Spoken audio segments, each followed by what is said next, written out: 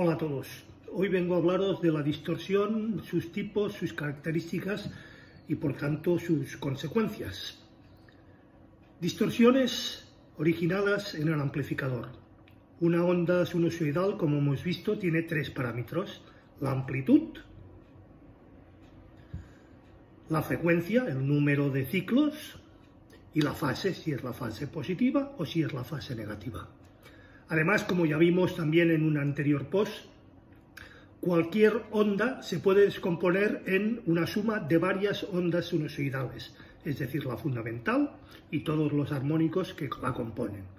Cuando la señal entra en un sistema de forma distinta a la que sale, se puede hablar de distorsión, la cual es un parámetro que afecta a la forma de onda modificándola. Distorsión en frecuencia que depende de la respuesta en frecuencia del sistema. La diferencia de amplitud entre la entrada y la salida y señales distintas de frecuencias o en una misma señal compuesta de sus armónicos. En audio, los circuitos que realizan esta función son los controles de tono o los ecualizadores. La distorsión armónica de fase se produce por la variación de fase de una señal con relación a su frecuencia. Es decir, su fase gira y se produce la distorsión de fase. Esto hace que unos armónicos salgan con diferente fase que otros. Evidentemente, si se desfasa la forma de onda, unos armónicos salen fuera de fase con respecto a los otros. El oído humano no es demasiado sensible a la fase, gracias a Dios. Esta incluso puede ser utilizada si se tiene varios altavoces para que parezca que el sonido viene de un origen distinto, es decir, poniendo los altavoces en diferentes distancias se consigue lo que se llama una diferencia de fase y parece que el sonido venga de mucho más atrás o mucho más adelante de lo que en un principio sería lo normal. Distorsión no lineal o distorsión armónica. Este es el tipo de distorsión de la que se habla normalmente. La distorsión no lineal o la distorsión armónica. Se debe a la no linealidad en la respuesta de los componentes de un sistema o equipo.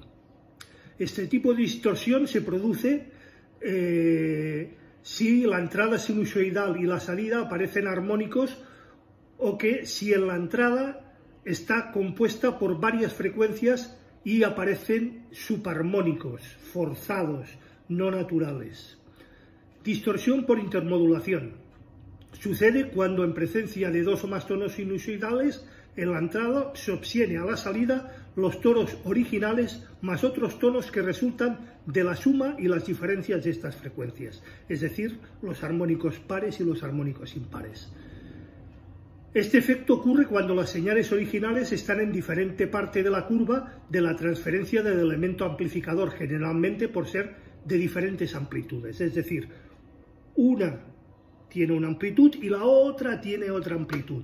Y una se desfasa en cuanto a la otra y entonces se genera la distorsión por intermodulación. Espero me sigáis y ser lo suficientemente explícito. El tono cae en una parte lineal y en el otro la parte no lineal de la curva de transferencia, es decir, como hay una diferencia de fase, en una cae linealmente, pero en la otra hay lo que decíamos, ese aplanamiento o esos picos que veíamos en anteriores posts. Este defecto es aprovechado por los receptores superheteroidinos, los receptores de broadcast, de radio, en los que se sintoniza la frecuencia por diferencia entre la señal de radio sintonizada y el oscilador local. Para esto existen varios métodos de medida. Uno de ellos que cumple con la norma SMPTE estándar RP 120 de 1994. Esta usa dos tonos, uno de 70 ciclos y otro de 6 kilociclos, con una relación de amplitud de 4:1. Distorsión por cruce por cero. Otra más. Este tipo de distorsión ocurre únicamente con los amplificadores de clase B y en clase AB, aunque en estos últimos con mucha menos proporción y mucha menos afectación. En los amplificadores de clase B existen dos transistores complementarios, Mientras uno está polarizado, el otro está apagado y viceversa.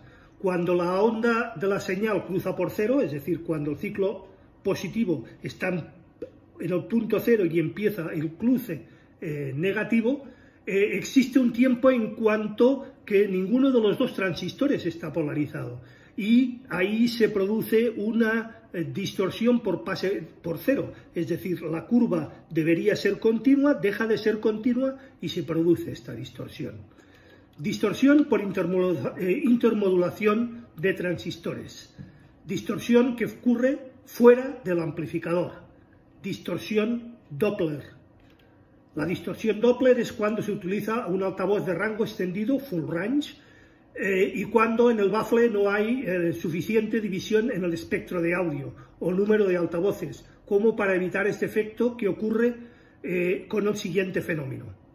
Los sonidos graves, con más potencia del equipo que los sonidos agudos, evidentemente, como ya vimos en el post del viernes pasado, lo que generan es que no es raro que, por ejemplo, con una señal de 50 watts en el equipo, las bajas frecuencias requieran pues la mayor potencia. En cambio, el tweeter o los agudos solamente un 15% de esta potencia. El cono del altavoz que reproducirá la nota más baja actúa como un pistón y se desplaza considerablemente hacia adelante y hacia atrás. Esto creo que todos lo tenemos claro. Si simultáneamente se reproduce en el mismo baffle y con el mismo altavoz una nota bastante más aguda, será una parte menor del cono la que vibre y por lo tanto la oscilación mecánica será mucho menor. Al estar la señal más aguda montada, es decir, un solo altavoz montada sobre el mismo pistón que se desplaza hacia adelante y hacia atrás, hará que se reproduzca con un efecto Doppler el tono más agudo. El tono se elevará en cuanto el cono se acerque y se reducirá en cuanto el cono se aleje del oyente, evidentemente. Hablaré al respecto en un próximo post sobre los altavoces de Open Baffle o altavoces dipolo sobre estos efectos y efectos parecidos en cuanto a la distorsión por efecto Doppler. Distorsión por fase en el recinto. Los sonidos agudos viajan, como hemos visto, más rápido que los sonidos graves en el medio, que es el aire. Si los distintos altavoces están todos en un mismo plano, reciben las señales graves y agudas en fase, al oyente le llegará mucho más pronto, evidentemente, el sonido agudo que el grave. Frecuencia mínima de la habitación. Muy importante este punto. La nota más grave que es capaz de reproducir una habitación no tratada acústicamente depende al 100% de las dimensiones de esta sala.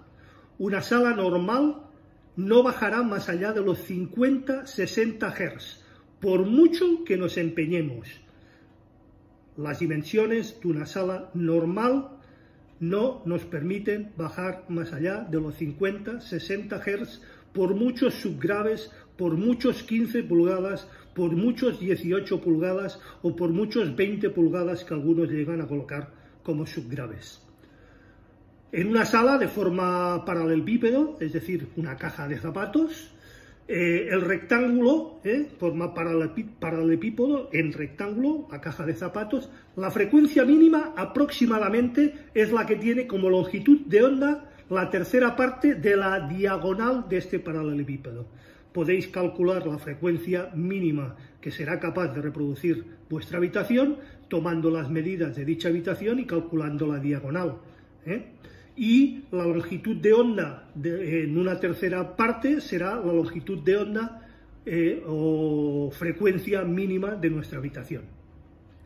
Esta también varía con respecto a la temperatura ambiente y con la ubicación del oyente, evidentemente, y de los elementos que constituyen la sala o el medio de oída. En psicoacústica es más que conocido que la escucha de armónicos de un sonido grave, ausente, hace que el cerebro reconstituya el sonido faltante, como ya vimos en un anterior post. Es decir, si en un oído llega una frecuencia y en el otro llega otra, el cerebro reconstruye la diferencia entre una frecuencia y la otra. Por eso, un refuerzo o realce de sonido alrededor de los 100-150 Hz, como hacen bastante gente, hace que el equipo parezca que suene más grave de lo que suena en realidad. Esto es un truco que aplica bastante gente para hacer que parezca que la sala tiene más graves de los que tiene realmente, haciendo con la ecualización un pequeño realce de 2-4 dB en la zona de 100-150 Hz. Pero esta forma de audición puede producir fatiga y hasta dolores de cabeza en muchos casos. Por ese motivo, los graves son más plenos y más naturales en teatres, cines o salas de concierto, debido a las dimensiones mucho mayores involucradas en la reproducción de este sonido y por lo tanto la diagonal y por lo tanto la frecuencia mínima que nos podremos reproducir en ellas. Existen fórmulas para calcular la frecuencia mínima reproducible en un recinto según sus dimensiones en Internet. Os aconsejo que si estáis interesados rasquéis un poco en San Google y encontraréis estas fórmulas. Las variaciones debidas a la temperatura del ambiente se pueden también corregir utilizando unas fórmulas también adecuadas que nos permiten aplicar en esta fórmula la temperatura ambiente y el grado de humedad para que calcule la frecuencia mínima reproducida en nuestra sala. Por suerte, actualmente podemos disponer de instrumentos electrónicos llamados DSP que nos pueden ayudar con todo esto, como ya vimos también en mi anterior post. Compensaciones de distorsiones. La compensación de las distorsiones se realiza mediante técnicas de realimentación. Distorsión debida a la realimentación. Todo amplificador que tiene un tiempo de tránsito es el que en el tiempo tarda en salir la señal respecto a la entrada en el preamplificador. Cuando se aplica realimentación negativa, en muchos casos, una porción de la señal de salida se introduce otra vez en la entrada, de manera que se reste con la señal original. Al estar desfasados, se restan también, como vimos en anteriores posts. Con los amplificadores de tránsito instantáneo, este efecto no existe. Siempre hay una demora y la señal que se resta no coincide con la que está entrando. En las pruebas con ondas sinusoidales puras, esta no se aprecia demasiado, ya que la salida sigue siendo sinusoidal. Además de la señal de entrada no varía y es siempre de tono fijo. Sin embargo, la música es altamente dinámica y su espectro en un osciloscopio es más parecido a un registro de un sismógrafo que no a una onda sinusoidal pura. En los casos en los que la señal tiene mucha complejidad y transientes abruptos, un retraso apreciable redunda en muchísima más distorsión. Es decir, si por retroalimentación la forma de la señal es muy compleja, se producirán más desfases y por lo tanto más distorsión. En los equipos a válvulas, la realimentación negativa, para que os hagáis una idea, rara vez supera el 10%, cosa que en algunos amplificadores y en según qué clases llega a este 10%. Estos son la respuesta mucho más rápida que los transistores, ya que estos no dependen de la circulación de corriente. Por esta razón es por la que muchos amplificadores valvulares suenan mejor, con una distorsión armónica total del 0,1%, que equipos a transistores con distorsiones armónicas totales mucho más inferiores. Ejemplo, del 0,05 en lugar del 0,1, pero sonará mejor un equipo a válvulas debido a que su retroalimentación es muy inferior. A no tener transformador de salida, los de estado sólido pueden soportar mayores retroalimentaciones que los valvulares. Con señales de pruebas sinusoidales no se aprecia el fenómeno, pero con otro tipo de señales, como por ejemplo una onda cuadrada en amplitud con una onda sinusoidal, se observará, si lo utilizamos y lo visualizamos en un osciloscopio, como que una parte de esa onda queda borrada por la sobremodulación y los sobreimpulsos. Mayores niveles de realimentación negativa y retraso considerable hacen que las frecuencias de sonido sean más apreciables, especialmente en la música clásica o con instrumentos de cuerda, es decir, la distorsión se notará mucho más en este tipo de música que en música rock, con incluso distorsiones ya generadas en la propia música, evidentemente. Es posible lograr alguna mejora si los transistores de la etapa de salida tienen mayor respuesta en frecuencias que los transistores amplificadores del previo, y también usando fuentes de alimentación separadas para las etapas del previo y las de potencia, o utilizando evidentemente pre y etapas separadas. Esto siempre será mucho mejor y tendremos muchísima menos distorsión. Con la utilización de fuentes diferentes se elimina la realimentación positiva que se usa para que compense el amplificador el recorte por disimetría o bootstrapping. Esta distorsión, que aparece con más intensidad en los amplificadores de estado sólido, los de transistores, es debida al pobre ancho de banda de enlace abierto en la mayoría de equipos, cuya responsabilidad mayor recae en los transistores de salida. Es decir, los transistores de salida tienen un ancho de banda relativamente estrecho y por lo tanto se aumenta esta distorsión debido a la retroalimentación. Se suele llamar distorsión por intermodulación transitoria o TRIM, Transient Intermodulation Distortion, o también distorsión por slave rate. En algunos catálogos o en algunos folletos encontraréis mencionada esta distorsión como distorsión TIM o distorsión por slave rate. Y esto es todo por hoy.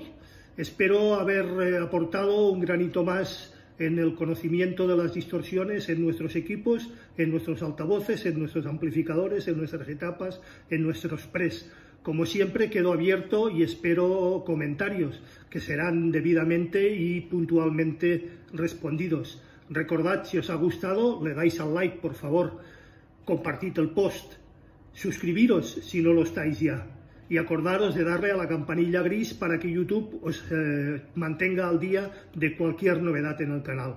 Muchísimas gracias y nos vemos como siempre el próximo viernes a las 8 estrenamos. Hasta entonces, saludos y buena semana.